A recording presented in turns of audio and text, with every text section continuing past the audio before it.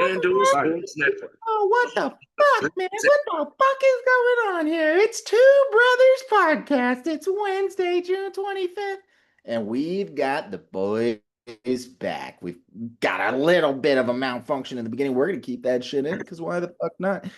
It's a Tuesday for us, Wednesday for you guys. We are coming with quick little NHL, NBA recaps as the season has been wrapped up with the Thunder and the Panthers being champions. Going to get some quick thoughts there.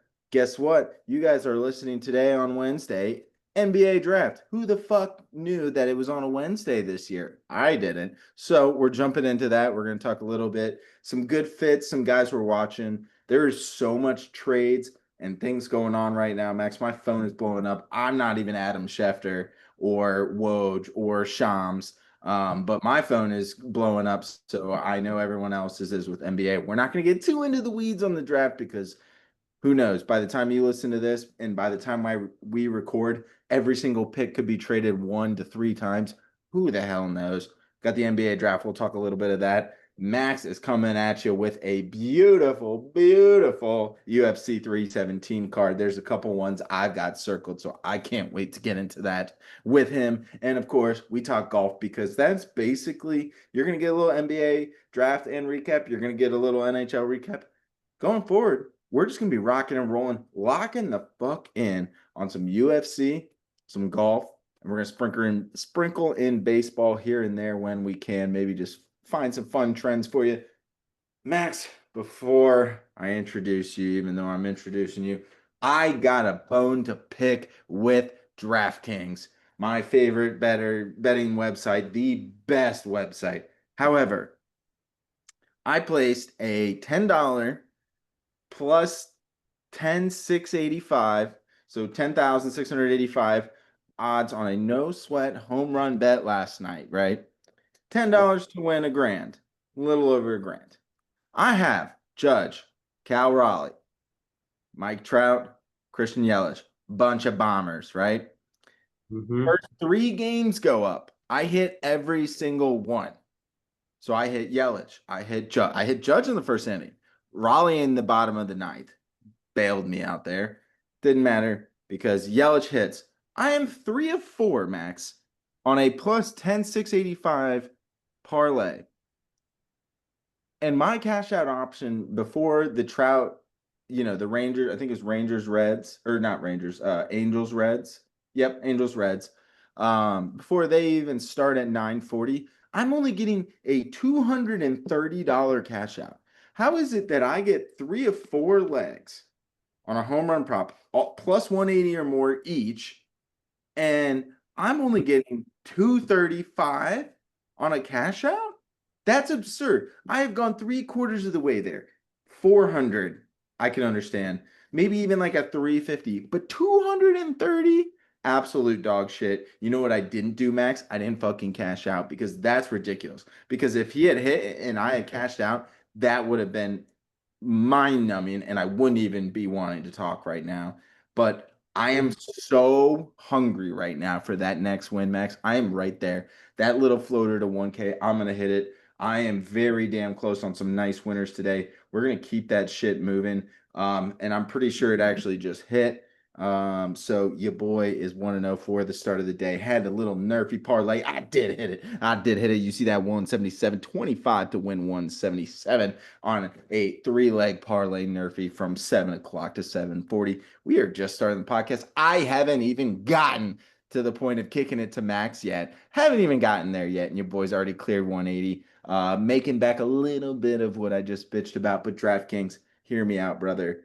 350, 450, understand. I am 3 of 4 legs on a monster parlay, and you're going to give me 230. No, Max, the answer is no, it didn't hit. So it doesn't matter. But it's fucking bullshit, and I should have had a higher cash out opportunity. DraftKings, pick up your shit, or you're just giving me the good karma on that nice parlay. Already made that money back, and then some. And you know what's great, Max? Is I just cashed this just in time to talk UFC 317 and Rocket Mortgage Classic Sick. I now have money to bet for the weekend, and I don't have to deposit anymore. So you know what? I've also got a little home run, no sweat parlay between Mr. Aaron Judge and Mr. Shohei Ohtani because we knocked them both out again at the same time. And yes, I added PCA because Max is wearing a Cubs hat. I'm done rambling. Max, how the fuck Oh, are we, dude? am I? I didn't know I was wearing a Cubs hat. Um, I'm good. I am here. For those wondering, I'm here. And Sam had to get that little rant off. It's just, and I'd like to just ask real quick, what if you cashed out and then you still put that 25 on your nerf fee? You'd be at like 350 or 400 with that. So just gonna bring that up real quick. And welcome back to Two Brothers. And I am happy to be here. I was in the sun all day. I was in the heat. I think I have a little sunburn. Um, but I'm here. I'm surviving. I got a cold beer to keep me through and keep me brewing through this Brewing and brewing, baby. brewing through this podcast. And I'm excited. It was a good weekend, great weekend even. So happy to be here. Hell yeah. Also, didn't put Judge in that parlay. I actually put Ben Rice, and guess who just hit a home run? Ben Rice. So, you know what we're gonna have to do? We're gonna start a new series now that the NBA and the NHL are wrapped up, and it's gonna be how close can Sam and his one leg, Sam's one leg, not my third leg, my it would have been my fourth leg on that one. Right now, I am down to two legs. I've got Ben Rice, Otani, and Mr. PCA on a 10 to win 378. I am on the prowl. Ben Rice down. Let's see what this cash out option is once PCA hits one during this podcast. Because I'm if I watching. get other bullshit, yes, thank you. So we got boots on the ground or boots in the eye ground, in the eye hole, as they say in the bigs. But yeah, we're gonna just end up with a plus 135 show. Hey, we're gonna sweat at 940 while we kind of edit this podcast and play PGA Tour 2K25 while we wait for it to upload. We don't got time for that shit. Oh, Um, I gotta get back to baseball. I forgot about that. Yes, yeah, it's hard as shit, dude. It's kind of bullshit to be honest with you.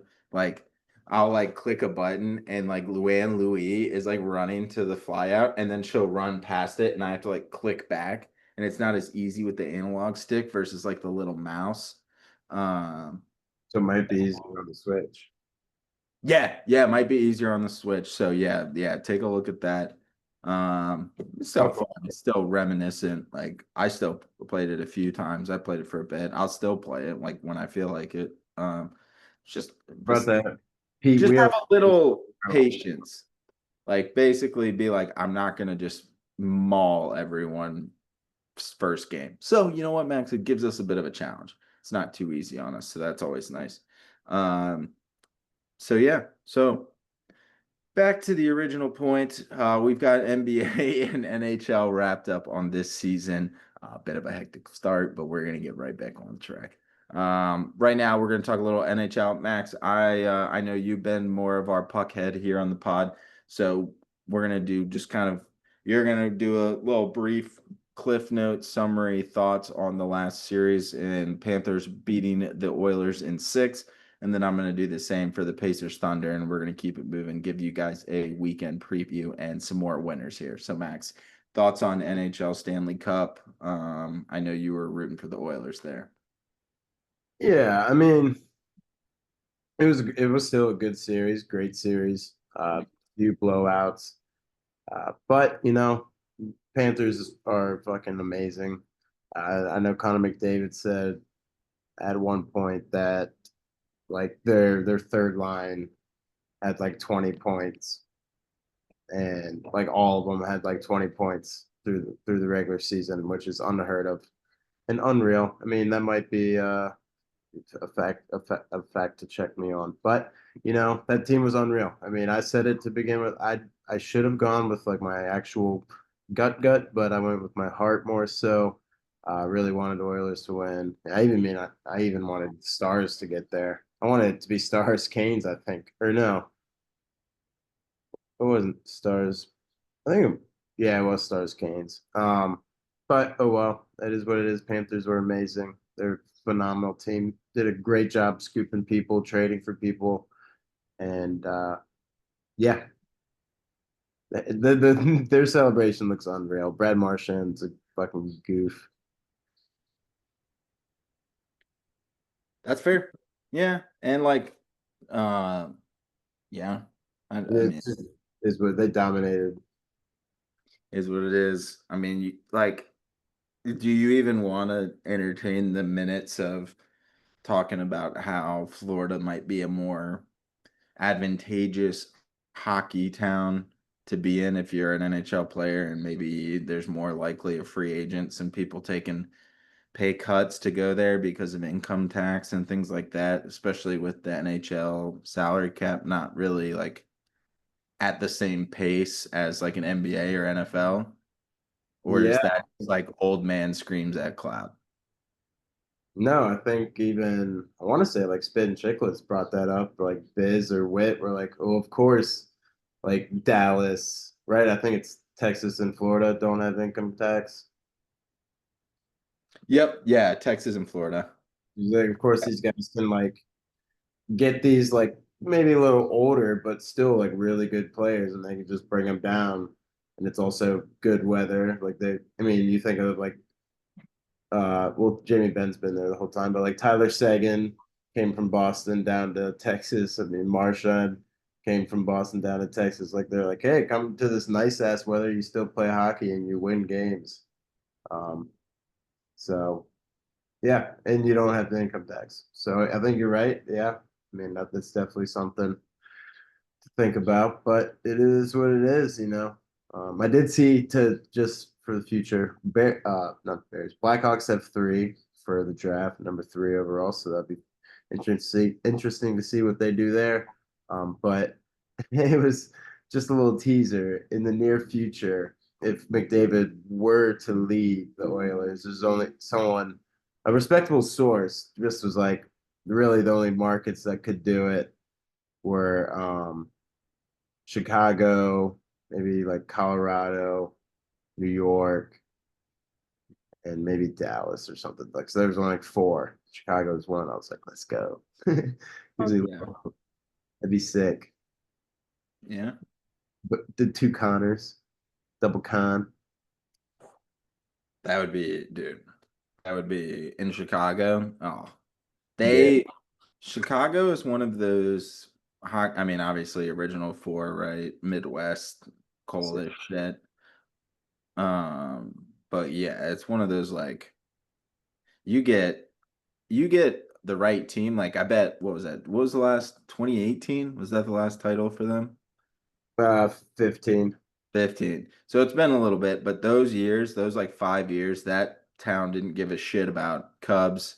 Well, I guess they kind of did in 16. It worked out very well that like Yeah. last Blackhawks title led into the Cubs World Series, but overall, Blackhawks ruled that town for those years, even when the Bears had a couple good teams during that time frame. So, And you see, like, it was all Blackhawks, no Bulls. oh yeah, yeah, no Bulls. I mean, the Bears, I think they had Maybe the in the beginning, like the 2010 era, but then, it all went downhill pretty much like so 2013, I'd say. Right, yeah, that was the last year. That was the Braun. That was the back of the backboard, D Rose backboard. I think that was yep, like 18. yeah, yeah. So, I mean, Yeah, we could use it, basically, is what we're saying. We could yeah. use I need the Blackhawks to be good. fair, fair. Speaking of a city who unless you have any last thoughts on NHL, we can talk about a city that really has um, some love for their team, and they are probably hurting right now, and that's the Indiana Pacers. Um, it's like Thunder desert, like it's like not an asterisk, but an asterisk on Game 7. Like this was so highly anticipated. Pacers come back, make this a series. Game 7, Halliburton is 3 of 4 to start, 3 of 4 from three, 9 points. They're up, and he goes down, tears his Achilles. What we find out later, and really took the air out of the game. Like pretty much Pacers had a little bit of bounce from an energy until the first half ended. Third quarter starts and Thunder just kind of take over. Um, totally props to the Thunder, and they were the better team and deserved it. They were the better team all year. Shea MVP, Finals MVP, like he did everything he possibly could in this season, led the league in scoring. Which is crazy because when you watch him, it's not like he's taking all the shots. Like it's weird. It's like the quietest 35 a game that you'd probably see in a lot of the NBA seasons. Uh, huh? Free throws.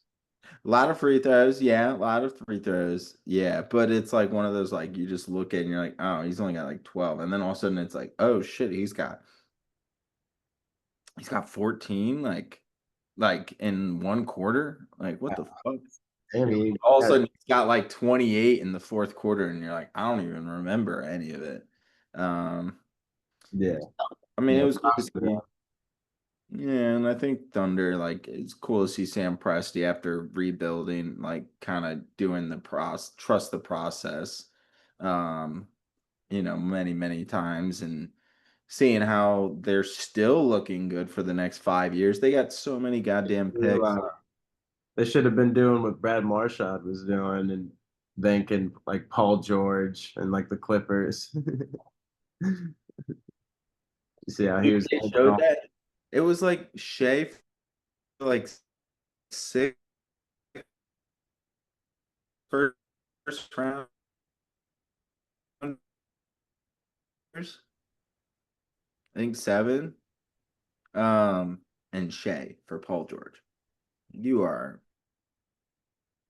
it's even close to fair. So I don't know. He kind It's of goes up a little bit.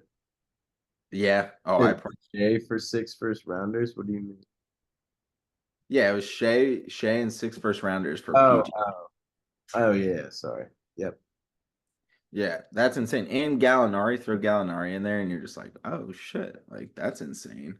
So one of those like don't know, probably worst trade of all time. It probably is a understatement. Um, but yeah, yeah, overall, a lot to think about. Pacers probably done for next year, like without Halliburton. Him Celtics. back, dude. Rogers was back really fast. Yeah, but like I don't know if Get if the urgency's there as much. Um, they got the new surgery technique. Yeah, I mean, between him and Tatum, it'll be interesting to see like what goes on with the East.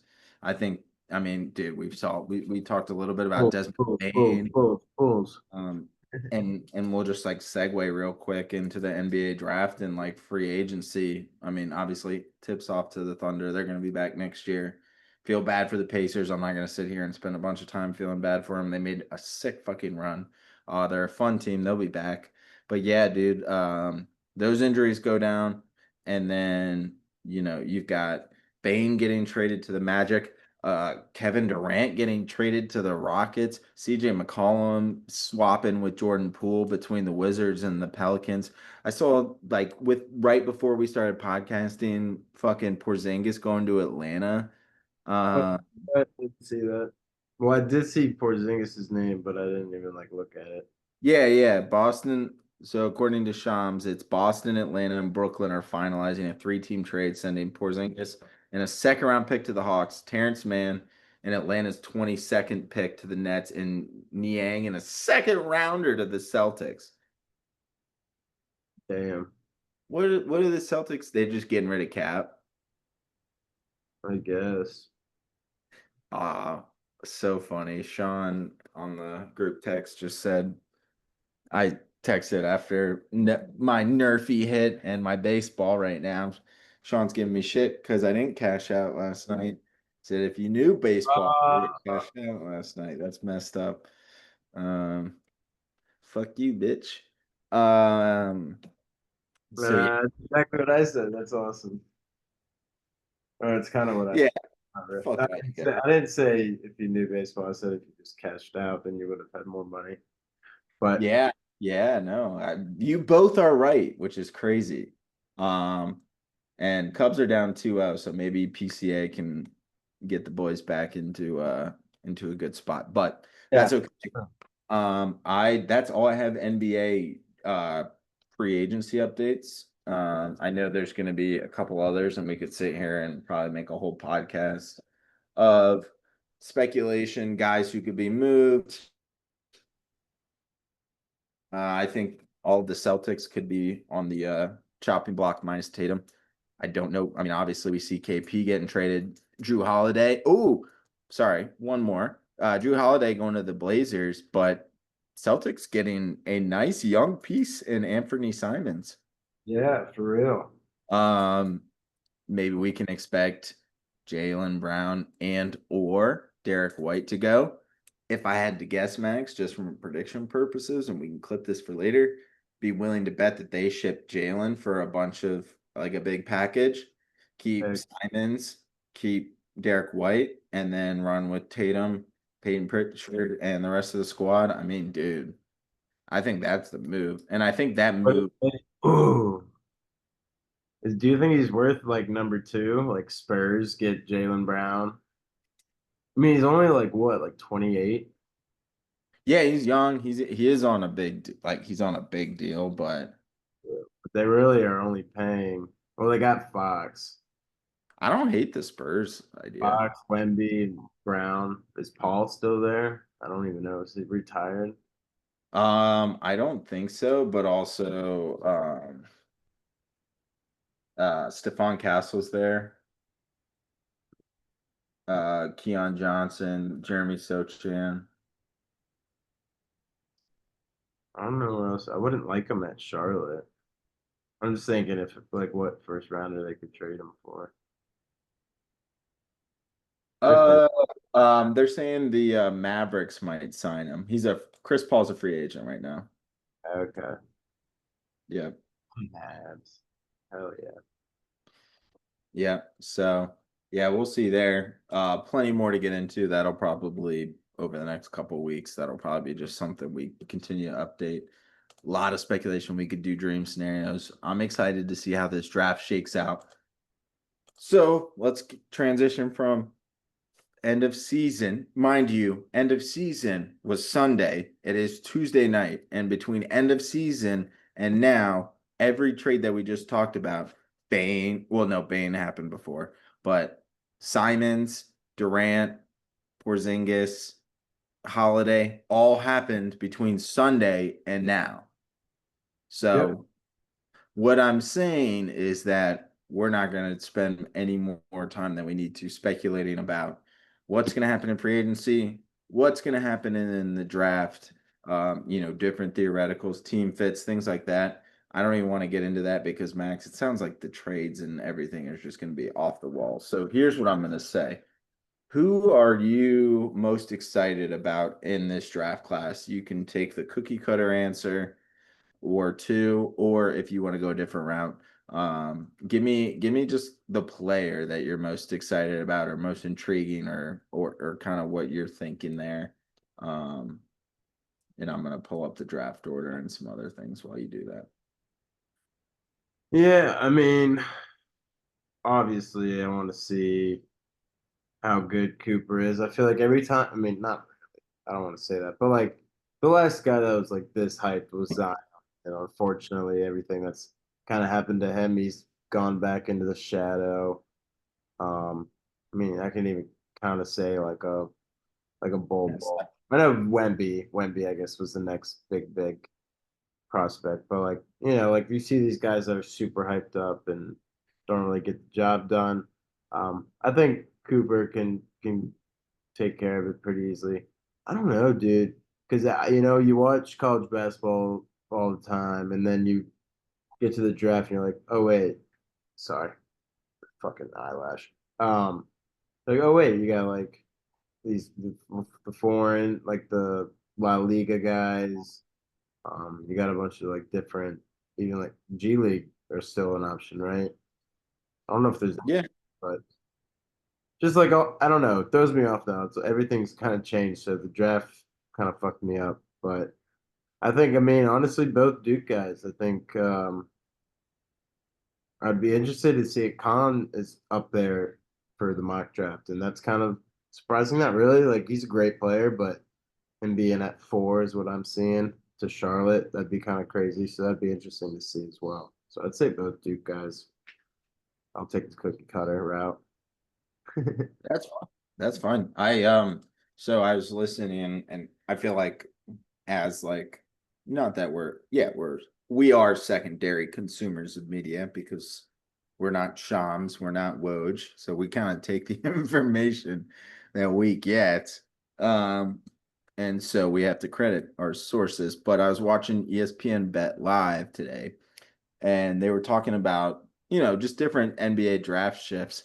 Con has now shot up to be damn near lock in the top five. Um, and some are even putting him to be at that third spot.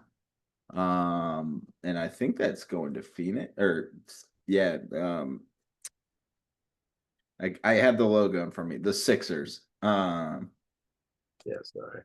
I had it up too. And I don't hate that. And my thing, Max, is I can't see another fucking shooter go to goddamn Charlotte. I mean, how many has it been? I mean, what Brandon Miller is that his name, right? Yeah, Dude, Bama like a couple years ago, Brandon Miller. I mean, LaMelo's great, but like everyone's like, oh yeah, like he's in here. Luke Kennard was one. Like they just continue. Malik Monk. Like they keep bringing in these guys who are shooters, and I don't know if it's just Charlotte specifically or what's going on. yeah, They've got issues. Yeah, they just have tons of issues. So I hope Knuppel doesn't go there. I would love low key. I don't know how he fits with Philly, um, but Philly would be fun at three. I mean, you got McCain, who's a shooter, Maxey, who's a shooter, Knuppel, you just kind of one of y'all take it up. Embiid, Tobias Harris. Boom. Call it a day. I don't know. Lot to think about, but I mean, obviously we know Cooper Flag's going one. I'm excited for that for Dallas. We talked about the conspiracy of the lottery and how that works, so don't need to get into all of that. But I definitely agree with you. I am intrigued to see where Knuppel goes. Um, One guy I think is I don't know. I think he's going to be drafted fairly high. I'm very intrigued, and I really fucking hope he doesn't go to the Wizards, and I don't think he will. But I could see him maybe even at the Spurs at two. Trey Johnson from Texas. He is just a walking bucket, dude. yeah, He's just a bucket. Like Dylan Harper, absolute stud. I think between Fox, Castle, him, yeah. They go with Fox, Castle, and then they go get a lanky 6'5" Trey Johnson with Wemby, Sochan, and others. I mean, dude, they can move him around. I think he would be really exciting. I think if he goes to the Sixers, that's fucking dangerous. Um, the only thing is you got Maxi and him who are somewhat similar in style. You got McCain who's kind of not that he's a McCain's not a ball hog, but he does shoot a good bit for good reason. yeah, But you take all the shots and you distribute about on who that could be. I think Trey Johnson is extremely intriguing. Would like honestly, we're talking about what's on in Charlotte. I would love to see him in Charlotte. I think he's like the biggest moving target of the draft. I think everyone's pretty much got Harper and Flag pegged at 1, 2. Bailey, Edgecombe, and Johnson and Knuppel are kind of those next three. I wouldn't. I mean, I like all of them. I think they're all pretty. I think Edgecombe's an athletic guard. He's able to do everything on the court. Ace Bailey's similar. He's able to create a little bit better than, say, VJ Edgecombe. But, a lot of interesting guys here in the draft. I think another guy that I'm kind of keeping my eye on and has kind of risen up the boards is Jeremiah Fears. He's young. I think he's only like 19. 19 or 20.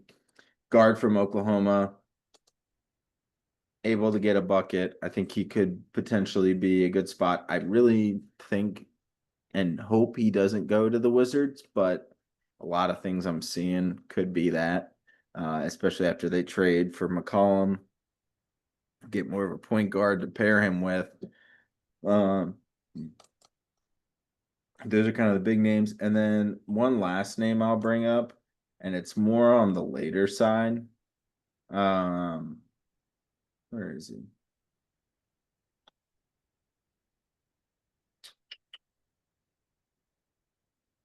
Oh, there he is. Ryan Kalkbrenner, Creighton. I think Yeah, yeah, I like I mean there's a lot of good big guys, a lot of good guards in the draft. It's not like the deepest class that you've seen. Um so it probably works out. I mean, you got like Walter Clayton and guys. I could just like name all the guys and we could be like, ooh, ah. But the last name I'll bring up is Kalkbrenner. I think he's just one of those guys who's gonna fall on like I'm trying to pull up the draft order like a I mean, dude, he could go to fucking Boston at 28. Um and just plug and not saying he's not Porzingis, but they could get him at 28 and not have to be like, oh, we're like lost without Porzingis. They can get Kalkbrenner and he can essentially do a lot of the similar things, more defensively rebound based than offensive scoring. They've got enough on that front, I think, for Boston, but like them and like a Thunder or something. Like, just like being like, are you fucking serious? You go from Omaha to Oklahoma City, they'll love Kalkbrenner. And then your guy who gives Hardestein and Holmgren breaks is Kalkbrenner. Like, come on. yeah, I'd say he's going to be one of those guys who's going to be, you know, eyeing eyeing some stuff, and he's going to end up going to a team where you're like, God damn it, why did we let him go there? right. So yeah, and then yeah. The other thing I'll bring up is that Brooklyn has 4 picks in the first round, and that's insane. They got 26, 27, 19, and 8. So keep an eye out for them. I think they're going to crazy trades. They're probably just going to draft a couple in an 8 and then trying to get someone in that mid-range lottery. Sure. But Max, it's hard to like gauge what's actually going to happen. So I'm not gonna sit here and do too much more of that. So Like we, NBA is super hard too. yeah, yeah, and And like, too. Other than well, Coop. Sorry, now go. no, I was gonna say, and what's good is we can't bet on it. So it's one of those things where, like, I'm not saying that we don't have to be good at it, but it's one of those like, I don't really know what else to expect. Like, I can't see the odds, even if I tried to do some offshore shit. Uh, Right. but Cubbies are back up 5-2. Let's fucking go. Fuck it. 5-2. Oh, you just that was Saya. Sorry. Oh, it was Saya, not PCA. Uh, yes, it was Saya. Sorry. Damn. Damn, that's a 3-run bomb. Right before PCA too. No. I know. It's Maybe okay. this one right after. All right, don't. How am I behind you? All right, sorry, keep going. No, I've got DraftKings up. DraftKings is always ahead. Gambling's always ahead. For sure. Um, Well, good, Max, because if PCA doesn't hit one, I'm going to give you guys a beautiful, beautiful bet to place later when we talk about some golf picks. We will get there. Max, anything else on NBA or you want to get NHL and NBA just out of our dirty, fucking filthy mouths so we can talk UFC 317 and some Rocket Classic? Give people what they want. What they want picks. They don't Yeah, want recaps. They don't want our insight and analysis. They want picks so that they can either say fuck you or fuck yeah. You know? exactly. No, I'm ready to move on. Let's do it. All right. So let me try and do a little preview because I know you're going to be talking a lot here. So I'm going to let you gather your thoughts. for UFC 317 on Saturday, June 28th, 2025. Max, I'm going to be at the great state of West Virginia. There is the Greenbrier, and you better fucking believe that when my in-laws go to bed and my wife goes to bed, I'm going to find a stupid little sports jacket to throw on because I have to, and some slacks and some shit. I might be, you know, fucking crazy hair, man. I'm gonna get my ass down there for UFC 317 on the main card. Okay. You know why? Because it's at T-Mobile Arena. It's in Vegas. We've got Tapuria Oliveira with our main fight. We've got a couple other fights that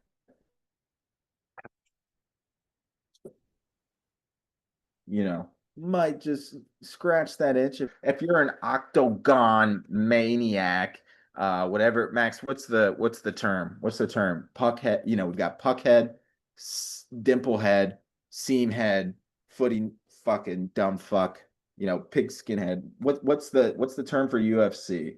And why is this main card so goddamn good? Um, I don't know what the term would be, honestly, like mat head or something. Okay. I Octo don't head. know. I don't Man. know. Yeah, cage head. Yeah, not really a good one. I'll look it up. Yes, but it is a great card, like you said. T-Mobile Arena, Las Vegas, under the bright lights in the bright city. Um, it is fantastic. I don't really want to take everyone's time and go through like kind of the smaller ones and stuff, but we got some great fights. Uh, Prelims, early prelims, really, I'm not going to mention. Yeah. Just nothing's worth it, and some of these odds aren't even out yet. But we'll start off with Tracy Cortez and Araujo. Um, Tracy, I think, lost her last fight to Rose. And Rose is on a little tear. As I said, not to bet her last time, and she won. But here we are. Tracy's still a great fighter and a very pretty woman. Uh, I like her a lot, but that has nothing to do with the fact that she probably will win. She's 11-2. I mean, it's not just her good looks. She's a great fighter, all around. Probably not the.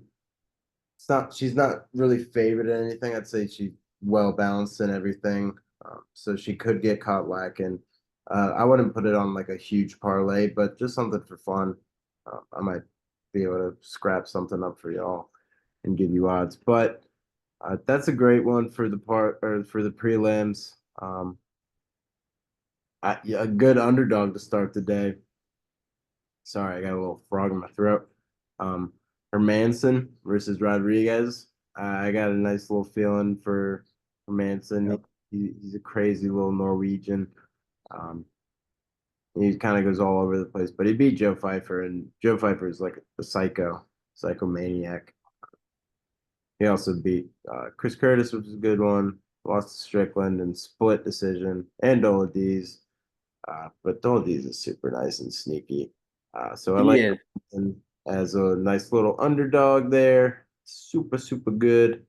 I don't know if there's. I'll probably move on from prelims. I don't want to bore anyone. Is there one that caught your eye in there that I No, didn't? Hermanson was one, and then the other guy I was going to mention was Terrence McKinney, but I know you're kind of wishy-washy on him.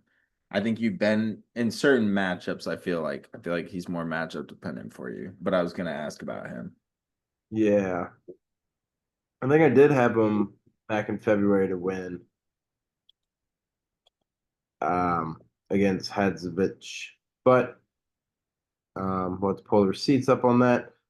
I like it. I think it's pretty good odds. Throw it in a pretty sturdy parlay. I think he can win that for sure. Probably get a KO. So I do like that a lot. Okay. Okay. Cool. Yeah, minus 180 that is for those who aren't looking like me and Sam. Hermanson was plus 180. I don't think I mentioned that, but yeah. Yeah, I was kind of looking at those two maybe for like a little just prelim parlay. I was like, oh, those two would be nice. Yeah. I don't know. Excuse me. I can grab those odds here. Oh Yeah. my gosh, this Cubs Cardinals game. Who bet the over? Because it's already hit. Fucking 5-4. Yep. I heard the cheering. I'll pull up those odds here in a sec. I mean, you're gonna have to pretty much yeah, probably gonna have to go or fight by fight for this main card because it is damn good. So talk to me about Talbot and Lima while I pull up those odds. Yeah. Lima is a great fighter. This is his second fight in the UFC, or this is his third fight. One is first two. First was a sub. Second was unanimous decision. But he was a champion at Octagon MMA. I'm not really sure what that one is, but he also FCR. So he's 14-1, as you can see, fighting Peyton Talbot, who's coming off a very tough loss. Just kind of like a Raul Roses type loss, just like super, super, and Bo Nickel as well. These super, super hyped up guys just get caught lacking. People watch their fights. They're still amateur, or not amateurs, but they're still kind of like rookies per se. And people can study their film and find their weaknesses. And kind of all three of those guys that I just mentioned hit it. And Peyton Talbot is coming back against a great fighter. I mean, he lost to Barcelos, who's a good one. He hasn't really had like a super true test. I mean, I guess Barcelos, you could say, was one because um, he beat him, but he's 38 years old. He's kind of an older vet. It's kind of like what uh, Chase Hooper's doing, fighting the older guys, but he's winning. Yeah. So this is a good young matchup. I think Lima is 27, so Peyton's 26. So good fight. Really don't know. I'd say decision. I'd say I bet this to go the distance, and I'm sure that's probably going to be minus like 150. Um, but I think Peyton's probably going to. Minus 160. Nice. Oh, it's already out. All right. Yeah. So I do like that. Parlay that with something that I mentioned in the future. Uh, but yeah, I think that'd be really good. I think it's gonna be a great fight. So that's why I'm kind of like, I want to say Peyton plus money. Why wouldn't I want to do that? He's still a young prodigy and super good. Uh, but this fight's gonna be pretty interesting. I think a distance call is a good one.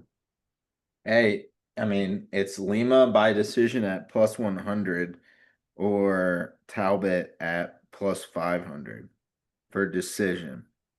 So if you like Talbot and you want to go decision, True. plus 500. I mean, if it's going to be minus 160 to go to decision, Right. I mean, at that point, you're almost like, well, maybe I can get a plus 500 and maybe there's a round that judges aren't able to agree on and Talbot gets away with a split. I mean, even split counts, right? Oh yeah, he just has to win. By So decision. Yeah. Yeah. I like that. I love the plus 500 value on that then. that is actually pretty good. Yeah. Okay. I mean, plus 160, you could just do money line, but Right. mm, I don't know. If you think if Good you, catch.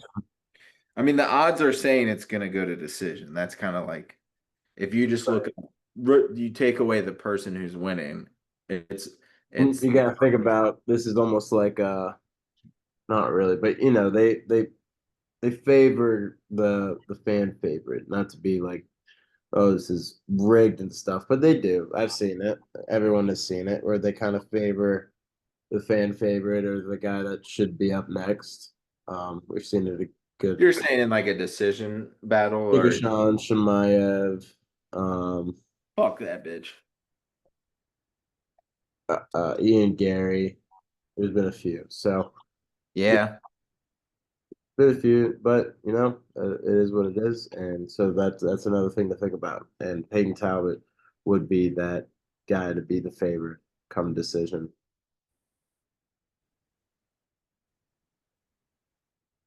and you're frozen like this, or am I frozen? No, you're good. You're good. No, I don't fucking. I'm in the attic. I'm closer to the space needle than I am anything else, and I can't get good I can internet. almost But grab my router. That's the only thing. yeah, I'm that close. I might as well grab it. No, but are you? Then who's lagging? All right, we'll figure it It's out. probably me. It's probably me. I live in a house built in the 1930s, so I don't think our. Sure, my apartment's just as old. Yeah, good point. Good point. Yep. So we'll play a little Wi-Fi roulette. Oh, mine plays is older. All right. Dairush and Moicano. Talk to me. It's pretty even. This could be Is could be a nice little battle. it could be, dude. I like Renato. I mean, we just saw he got pooped on by Islam. Well, pretty much well deserved. I mean, he didn't really necessarily belong in there, but he's got great dubs. I mean, Saint Denis, Turner, Drew Dober, Riddle. Benelli also has some good wins. I just, I don't know, dude. Something about where'd he go? Where'd you go? He's about 36, but Benelli looks like he's taken a beating more so. He lost to Starshukin, lost to Oliveira, but he beat Gamrot, Ferguson, and Ferreira. Um, I don't know. I'd probably go Macchiano. Um, I go Renato probably over Benelli or Benel. Um, yeah, and that's one of the other you kind of just do straight. You're just like you pick. If I'm feeling um Renato, then if you're feeling Dariush, then do Dariush. I mean, it's that even 50-50. Yep. Yeah, I'm that's good. good. The guy kind of has more momentum, and although he lost to Islam and kind of got embarrassed, everyone gets embarrassed by Islam, so it's nothing that should set him back. He's still a great Okay. fighter. Is there anything like I'm assuming you're not touching distance or any of that stuff? Probably not. Fair, fair. Um, for the record, Hermanson and McKinney moneyline parlays plus 335 on the prelim card. Okay. Nothing crazy, but hey, you hit that and you go into the main card with plus 335 action. I mean, you got some money to play with, you know what I'm saying? Yeah. So I like that. I like that. What's next on the docket, my friend? We'll climb up to good old Royale and Van. They ended up stepping for fucking like main who I forgot who he stepped in for. But so he's fighting kind of short notice. Um, I think he's gonna get his ass beat, if I'm gonna be honest. I think Roadball can absolutely just take this over, even though he's favored. Um, yeah, Manuel this is like a big step. Huh? Yeah. um, Cape, Cape. Yeah, Kate, yeah. Yep. I'm sorry. Continue. Yeah, so he had a step in for him. He really, I mean, he hasn't really had a great like resume. It's a good resume. I mean, he's won four straight, three all by unanimous decision, one KO. But he also fought in 316. So he literally fought in the same month. Oh shit. Fought Okay. June he fought June 7th. So Um, and 3 rounds. It wasn't like a first round 2 minutes, barely got touched. He went 3 rounds. Didn't I mean he KO'd him, but yeah, I think Brandon absolutely handles it. I like that a lot. He's even, so I don't hate that at all. yeah, I Okay. absolutely love it. Might be the stamp of the night. Um, yes, Royval plus yeah, 100. like a true stamp. Yeah, I like that a lot. Okay. Okay.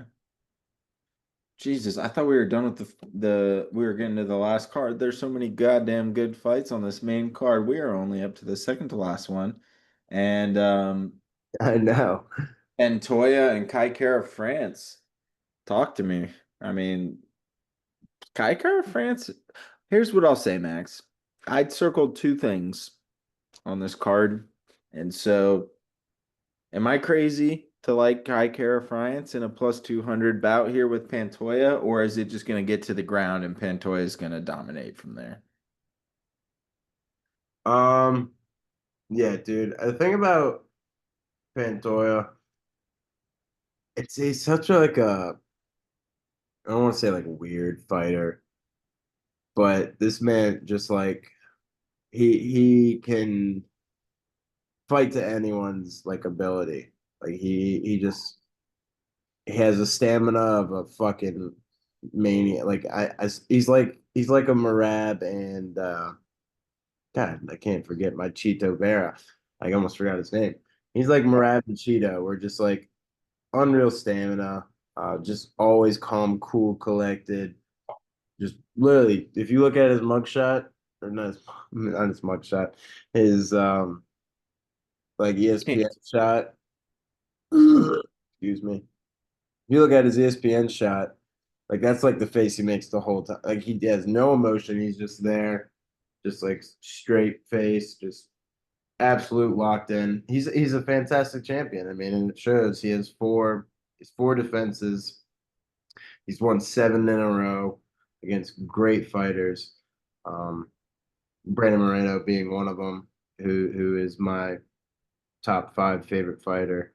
Um, so yeah, I mean I think it's got Pantoja written all over it. I'm sorry.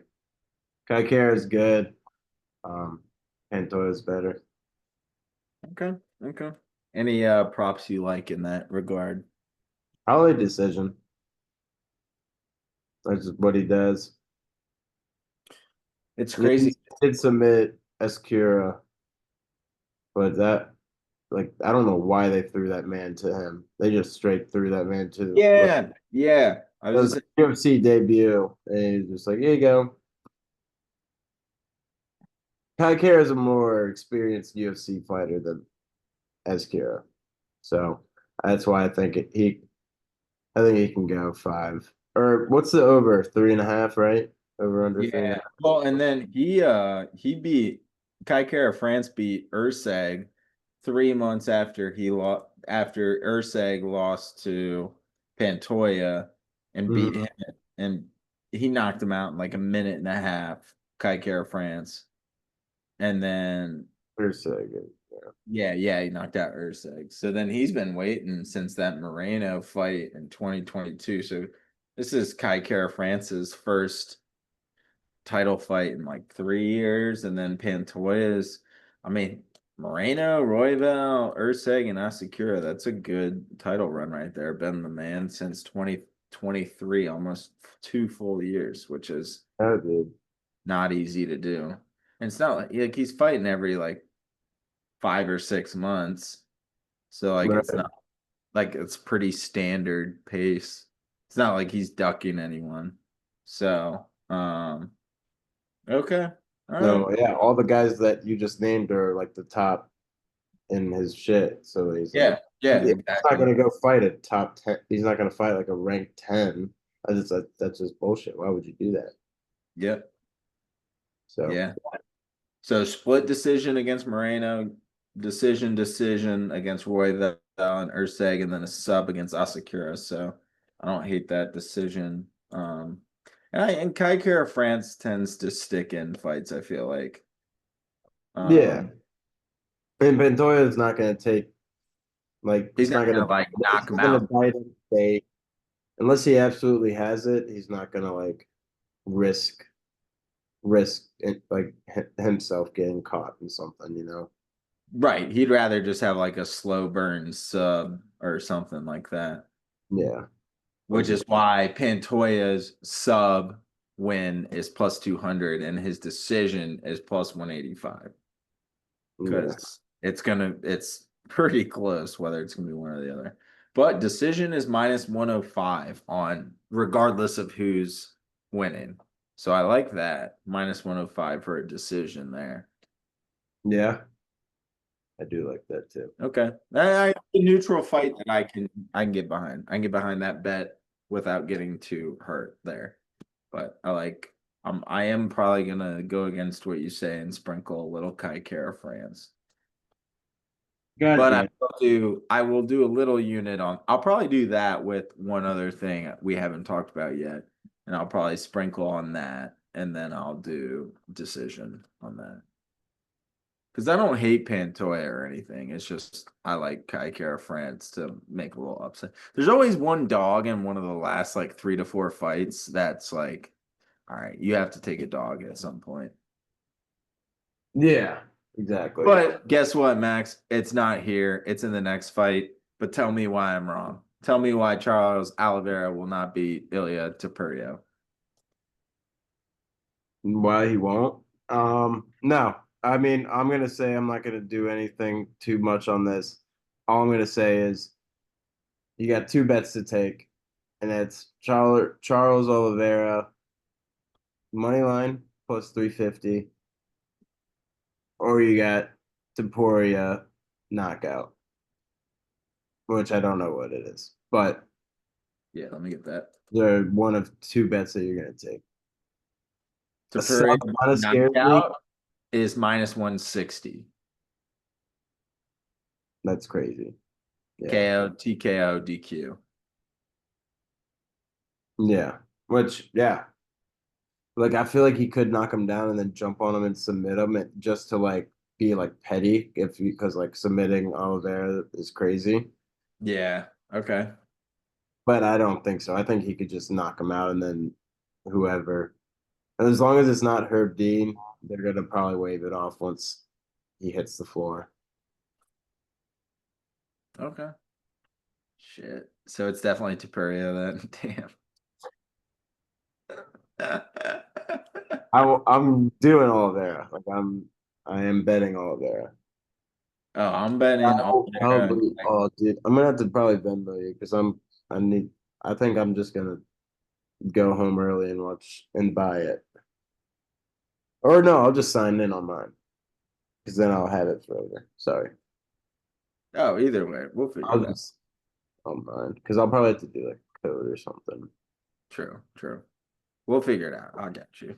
Uh France, Kaikara France and Oliveira is a plus 1280 parlay. Which, to be honest with you, isn't that insane if you think about it. Like that's kind of like fucked. I'm like, damn, like it's not better than that, Yeah.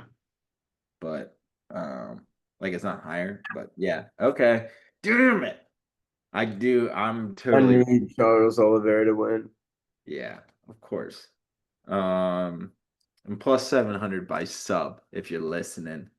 Yeah. Yeah. That would be sick. Um Charles do bombs. Yeah, that would be insane. It probably won't happen. Tapuria hasn't fought since like fucking Nam, dude. I'm done. I'm done with that guy, man. I'm already over Tapuria. Like, Yeah, he beat Holloway and Volk, and that's about it. And Volk short and notice. Bryce Mitchell, Herbert, like, come on, bro. And he beat Volk on his like down. Like I Volk feel short notice. Was he short notice? Yeah. Oh yeah, he was.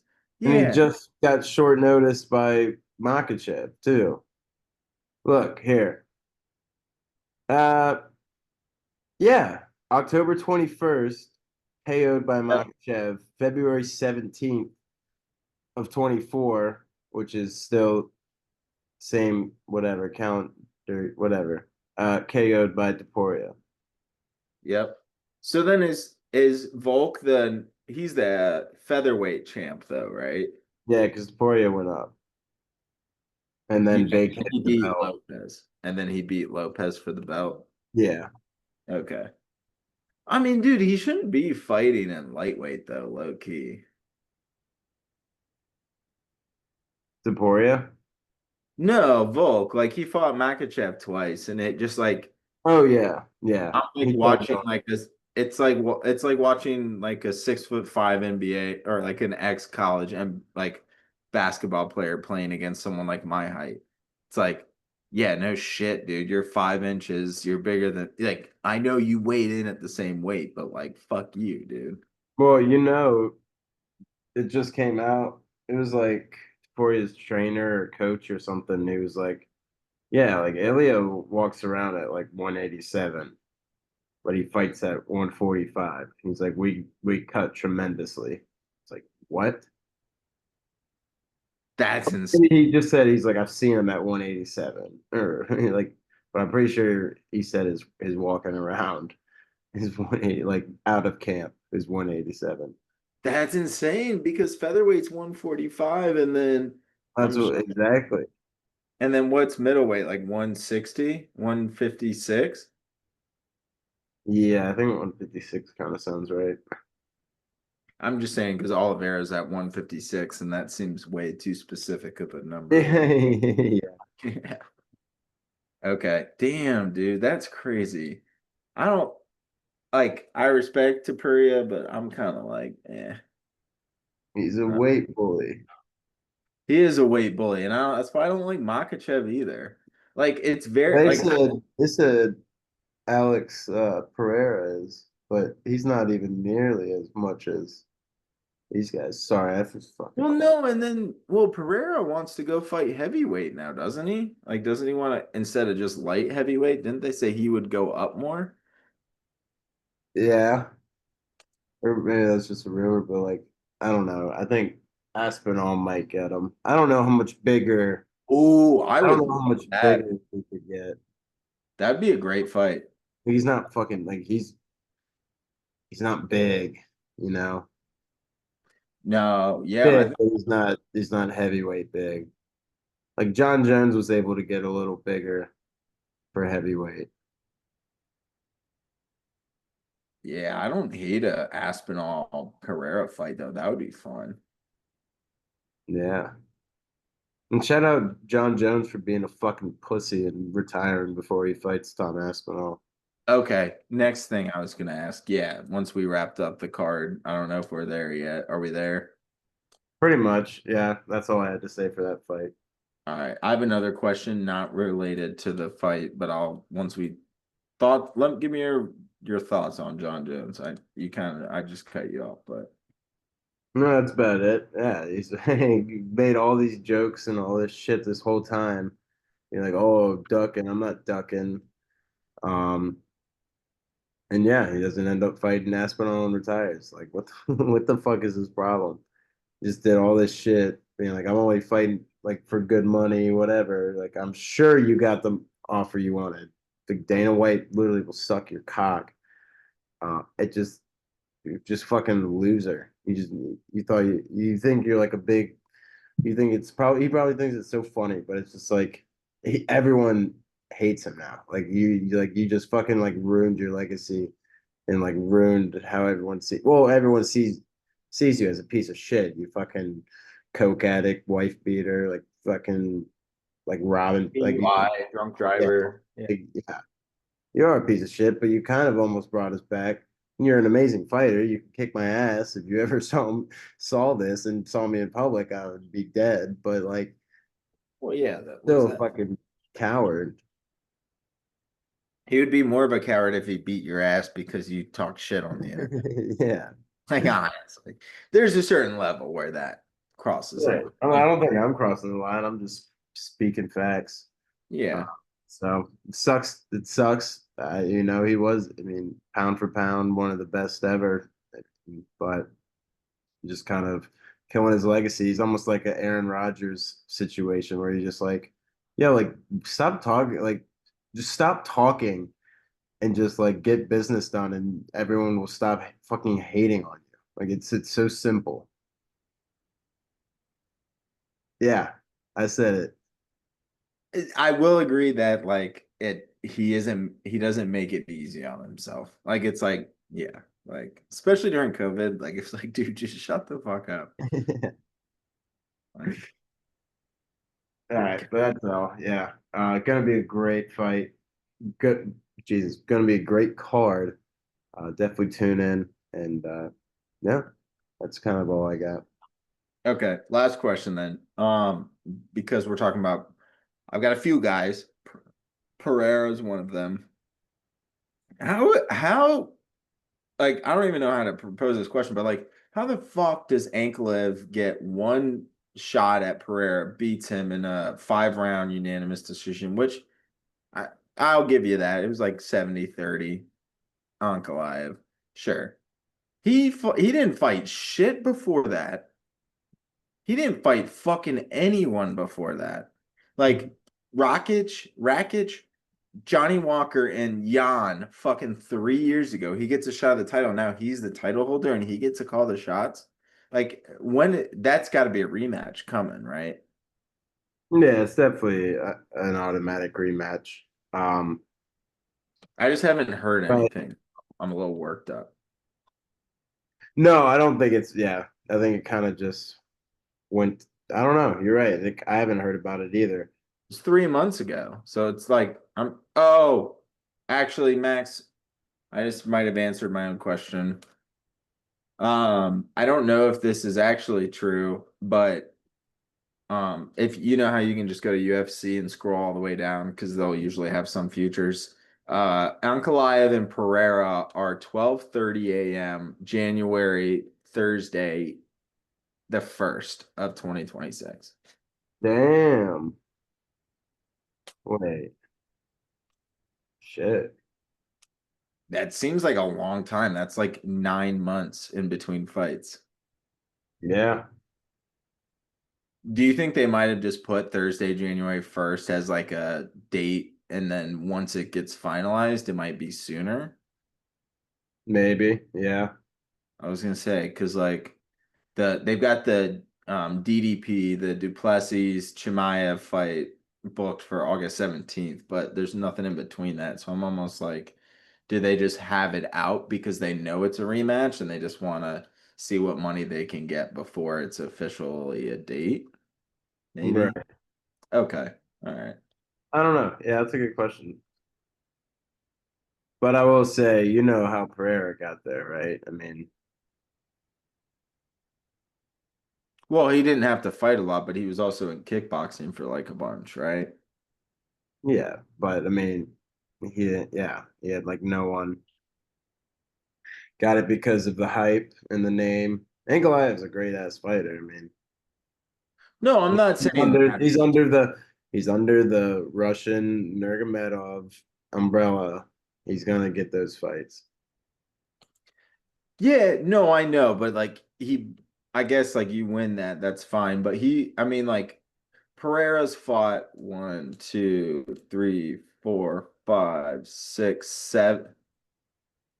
Yeah, he's fought 7 fights since 2022 that were title fights between Izzy, Yuri, all those guys. So I'm just like, Ankalaev, I mean, I don't know. I guess it's fair. Sean Yeah, Strickland. and he had 3 fights in the UFC before he got a title fight. Yeah, yeah, I guess that's fair. I guess that's fair. I mean, Sean Strickland, Bruno Silva I'm just versus. playing devil's advocate, but like it just sometimes it's the name, it's the almost like story that you could give. Like like Ankalaev is, like I said, under that umbrella. So you get him up there. He's a great fighter, shown what he can do. And I don't know. Yeah. Yeah. Just sometimes those guys, I mean, Sugar Sean kind of, he had a little weight. He had more like 6 fights. But um, I guess, yeah, it's all about the fans. I mean, fans call for it. I'm sure that has a big factor. Is everyone saying how they want Pereira Ankalaev for past 2 years. And yeah, but gonna be a great card. Enough of that. Uh, I know we got some golf to get into after a pretty good round or a pretty good weekend last weekend and crazy ending, right? Yeah, I mean, dude, I did not write down your golf picks. But I did Yeah, hit. don't worry about Okay, them. I won't worry about them. Fuck, I suck. I had my two big ones were the Burns and Ben Griffin T20s. Both clipped it pretty fucking close. Um, First round leaders, I hope nobody puts a significant investment in that. Bobby Mack did not do that. Ludwig couldn't do much when Rory goes like 10 under.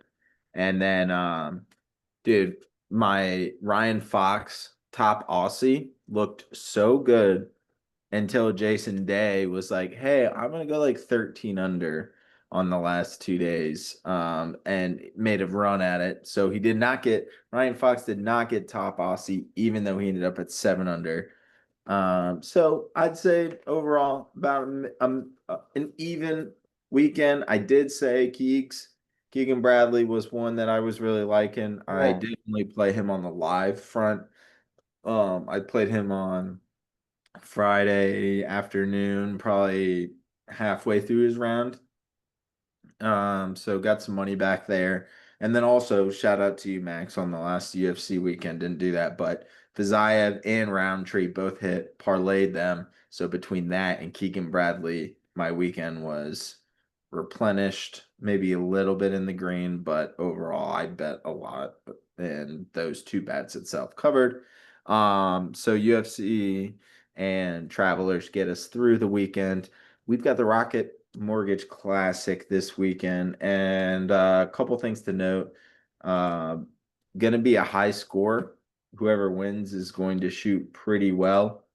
It's a very playable course if you play PGA video games at all. Detroit Golf Club is one of your easier ones. Not saying that the course is easy, but I think it plays well to a lot of advantages here. I think the main thing is going to be putting.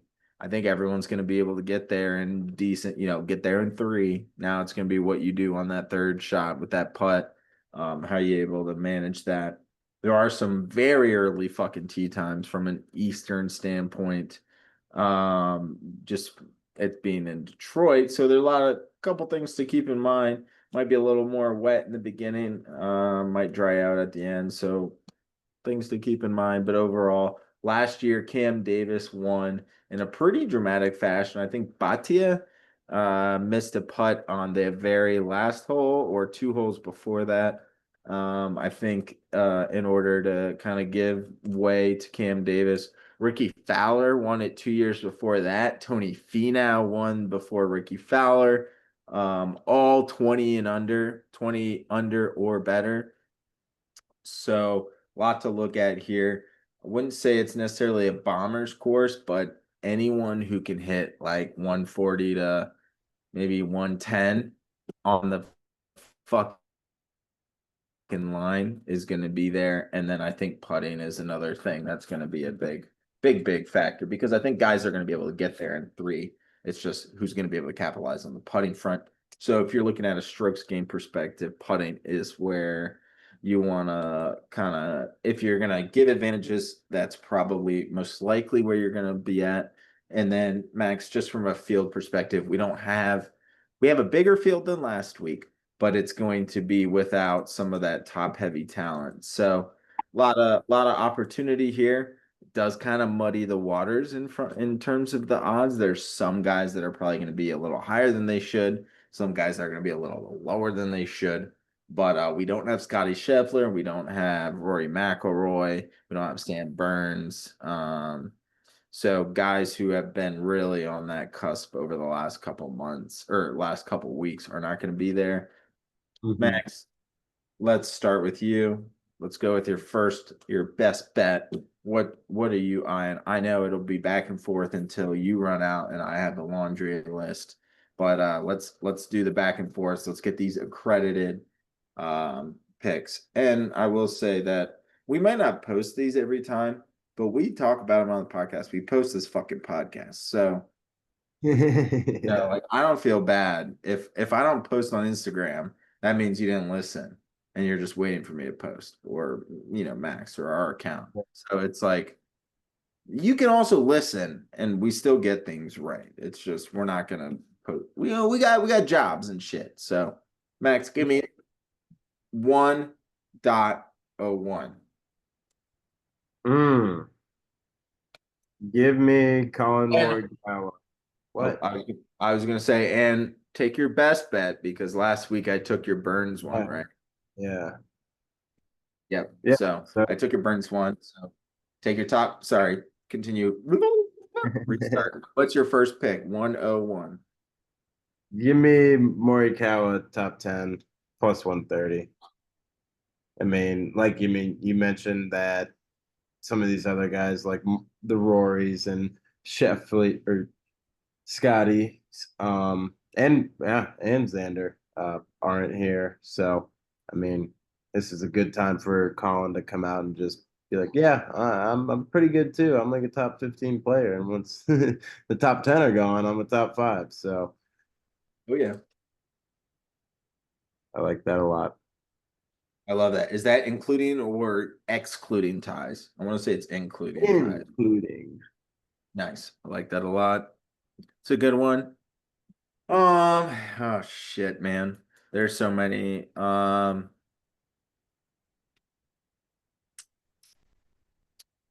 Let's go. Damn, I'm like trying to like navigate how I think you might pick, but also I have some obscure ones. So I let don't me. have any obscure ones, if that helps. No, I imagine you don't because I feel like I'm always the one rattling off random shit at the end of this. Um, Let me go with the guy who really needs an opportunity here. He's been playing good golf. He's been right on the cusp quite a few times. I'm gonna talk about him later, but I can't not say this pick. Max, it's the same odds as you. It's not a T10 at the plus 130. It's a T20 at the plus 130. It's a guy who likes to wear a fun little hat. He's from England, and his name doesn't sound real, but his name's Harry Hall. And his T20 is plus 130. He is the number one strokes gained putter on tour right now. He's had quite a few T20s recently. I think he's kind of underrated, but also I'm looking at the board and he's slowly climbing up the board. And so a T20 at plus 130 is going to really get that itch scratched. Um, I think that's probably my best bet right now. I got a couple others that might seem pretty typical of myself that I'm still going to play, but in terms of what I can provide, I think Harry Hall plus 130 is going to be a no-brainer. Nice. I was so close to just like taking that, just being like, well, why not? Like he's never up here. Um, I do Yep. like that a Falling lot. for a reason, right? Yeah, there is, and I guess if he somehow, well, I'm sure they do pay attention, or someone pays attention for them. That he's like, oh, I'm fucking like top 10 to finish this weekend. That's kind of crazy. I bet that's might be on his mind. Oh, I'm sure. But if not, good for him. I'm gonna go same odds as well. We just keep these plus 130s. Uh, give me Sibu Kim, and I honestly thought you were gonna go here. And I already said it. Siwoo Kim T20 plus 130. That's yep. I like that one a lot too. Yep. Just another just guy who's kind of been in the back hall, or maybe even not. I feel like I haven't seen him in any of these. Like he maybe took a little hiatus, got his mind right, and he's coming back strong. So, Yep. I like that. Let's see. I'm gonna give you a little T40 action. ooh, With the guy that we're fans of. It's a good opportunity for him to get some momentum back. His name might be a name that goes with one of our names. I don't know if he goes by Maxwell or just Max, but or Maximilian. But his name's Max Homa. 240 or T40, sorry, is plus 100. I think plus 100 for a T40 for Max Homa in like an 85 person field. I think he's able to finish in the top half. Trying to like not get too crazy with my T10s and stuff like that. So yeah, give me Homa on T40 plus 100. He needs this weekend to go well. he really does, dude. If not, then he whatever money he was offered for Lip, he should have just took because he's doing nothing in the tour. He Yeah, might have got offered it, but I would assume when Liv was going on, he was pretty high up there. yeah, he might be regretting that a smidge. Yeah. But yeah, and he might be playing better over there. I don't know, but we'll see. T40, I'm not asking a whole lot. So where are you going with your third pick? Um. Ooh. Sorry. Fucking itching. Matt Fitzpatrick, Oh, another top 20 woo. Okay. plus 160. Okay. I like that. Yeah. I'll like it a lot. Well, you're doing like a 30 or something. Yep. Well, feel free to still do that if you're super like confident. I mean, T30 plus 115 was Okay. that's where I was looking. I mean, it was one of those things where I was like, yeah, we'll take that. I mean, in a maybe a vaulted field or however you want to use those words, like Hmm. not your craziest big field. So uh Right. I don't know, man. It was one of those like I might as well, right? Like take that. So that actually helps me out. Um Yeah, I mean, all right. So here's the thing, Max, is you guys, I think at this point know how I feel about Ben Griffin. And so I don't feel like it's kind of like your JJ Spawn, my Aaron Rye kind of deal. Like, I don't know that I need to sit here and tell you guys to bet um him every time. But at the same time, it's like all right, like maybe we need to acknowledge Ben Griffin. So I'm gonna acknowledge Ben Griffin T20 is plus 100. But Max, I'm gonna give you something better. It's gonna be a guy named Alex Noren who tees off at 6:45 on Thursday morning. He's a Swede, and there's one Swede in particular who's not playing this weekend. His name's Ludvig Ober. And so I am going to go with Noren to take advantage of this opportunity on the nationality prop standpoint. And he is going to be the top Swede. I do like him at top continental. We're starting to get into the plus 600s, getting a little greedy for my liking. Alex Noren, top Swede, plus 125. That is going to Okay. be my third pick. I love BG. I will be playing him, of course, because I do every week. And he's playing good golf. But for the sake of the people, Noren top Swede, he's playing against Henrik Norlander, and I think it's Svensson, I think are the two Swedes.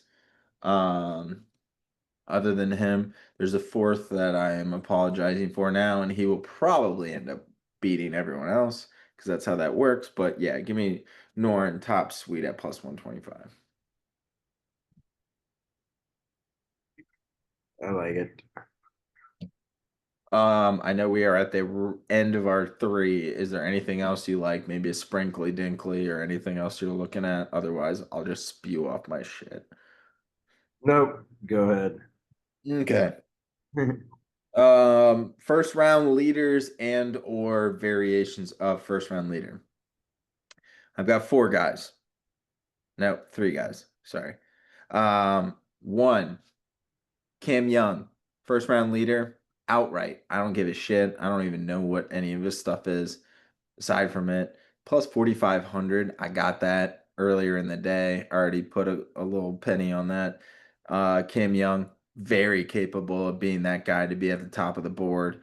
He's done it multiple times last year. He is very much like due. If you want to think of golf like that, everyone's due. Only one guy gets to win, and there's 150 good golfers. But Cam Young is starting to rise up the due list. So I'm going to take that. Another guy I want to mention, who I've already mentioned, and I'm going to mention two variations of this. Harry Hall, also same boat. Think he's someone who's very capable of being in the top, 10 or so come end of Thursday. So his first round leader is plus 5,000. So a little bit more than Cam Young, but his first round top 10 is plus 500, which I like a lot there. I think he might not necessarily be the top guy, but I think he's going to be up there. And I'm going to do the same for a guy who won the tournament 2 years ago. That's Ricky Fowler. His first round top 10 is plus 600. Um, so I like both him and if I'm gonna do Cam Young at the first round leader, which I've already placed, and then maybe I want to just like hedge, quote hedge, or just have some other options so that I'm rooting for a first rounder. Harry Hall and Ricky Fowler are kind of those next guys. And then I've got one long shot for you, Max. His name's Jake Knapp. No surprise here. I've been on Tempo King or Tempo Prince. I guess between Freddie Couples being the Tempo King. So yep, give me Tempo Prince on a long shot at 75 to 1. And then the last thing, I know it's your guy, guy that's slowly maybe becoming my guy, but we'll see how this weekend goes. Alex Noren over Akshay Bhatia at minus 110. I think there's a lot of hype on Bhatia right now. And I think he's overall, like career wise, I think he deserves it. But I think with the way he's been playing right now, I think Noren is very capable of just T20 in it. Batia is going to be like a T30, maybe a T27. I think it'll be close. Minus 110. So out of all the picks I've given you, it's probably my least favorite, but it is something that I'm looking at. I'm big on Norin, Harry Hall, and then, the guys I already mentioned. But Norin and Harry Hall are my two guys aside from my usuals. I like it. Yep. So that's that. We're missing a lot of guys, which is probably good for us because then there's less guys to miss on. But yeah, we'll see there. We've got some good tournaments coming up this week or the next weekend, things like that. We got 4th of July coming up. Uh, Woo. anything not that we any sports or anything that we have not mentioned that you want to bring up? No. Um, I think we've nailed it. As much as we can, right? Exactly. Love it. All right, dude. Well, always a pleasure. We got plenty of picks. I mean, Jesus Christ, if you don't take one of these winners, then I don't know what we're doing here. Yeah. But we already gave you the accredited picks, so hopefully you listen, tune in. NBA draft should be exciting. Looking forward to talking that next week and seeing what ended up happening. And then we get into just more UFC, more golf, and we'll get into some baseball as well. Oh yeah. Thanks for listening, guys. Thanks everyone for listening and have yourselves a good rest of your week. I just did horns up.